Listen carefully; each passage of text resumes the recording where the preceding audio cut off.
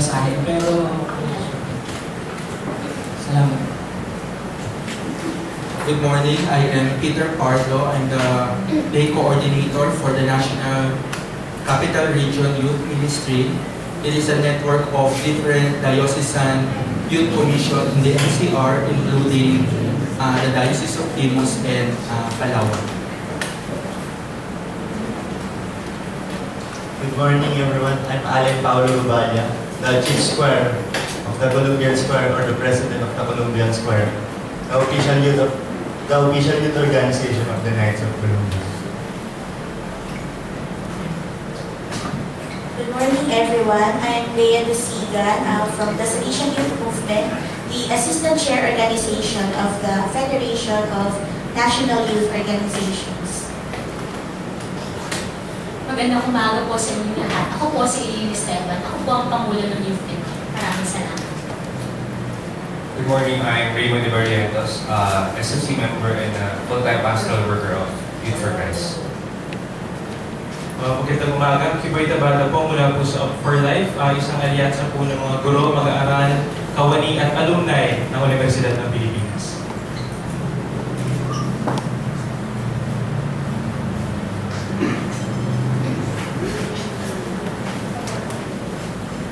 For our part, this is our official statement entitled Choosing to Learn, Live, and Love. First, we choose to learn in an educated society rooted on values, a participative values formation that will form not only on an individual's personality, but of his or her moral conscience, that will be of help not only in community, but of nation building. A participative values education where it takes place at home, as well as in school, colleges, universities, offenders institutions, voluntary youth organizations, and of different faiths that clearly RH Bill in its mandatory sexuality education does not promote. It will not totally adhere to values formation, and in participative values education and formation, rather it will open wide the doors of curiosity and allow young people to engage in premarital and or risky sexual behavior. If the National Youth Commission says that values education is no longer enough, we challenge them to state for the record what kind of values education have they implemented to reach such statement. And if they are indeed a commission of and for the young, we invite them to join us in pursuing a participative values education.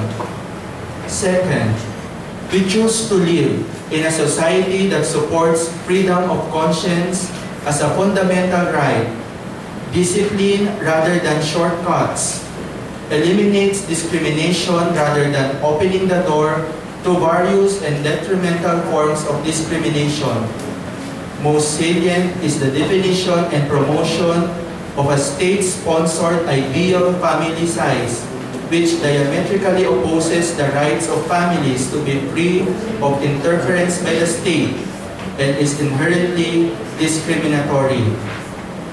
We choose to live with a government that does not invoke overpopulation as a scapegoat or a convenient excuse not to address the root cause of poverty in the Philippines.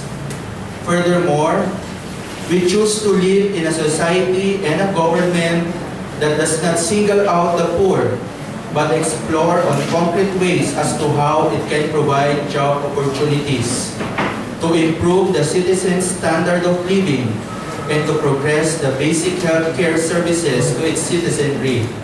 Capitalizing on man rather than greed is our goal.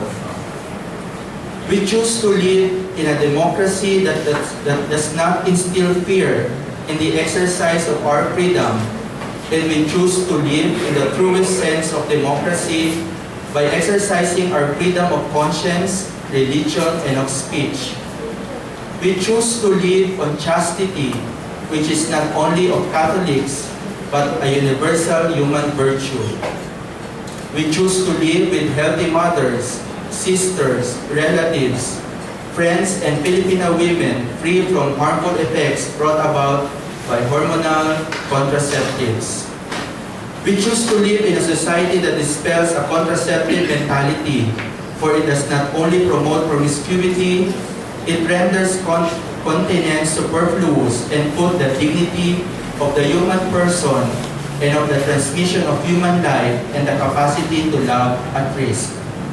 We choose to live in truth that the international understanding of reproductive health includes access to abortion and that it will not be beneficial at all to the citizenry but only to a few.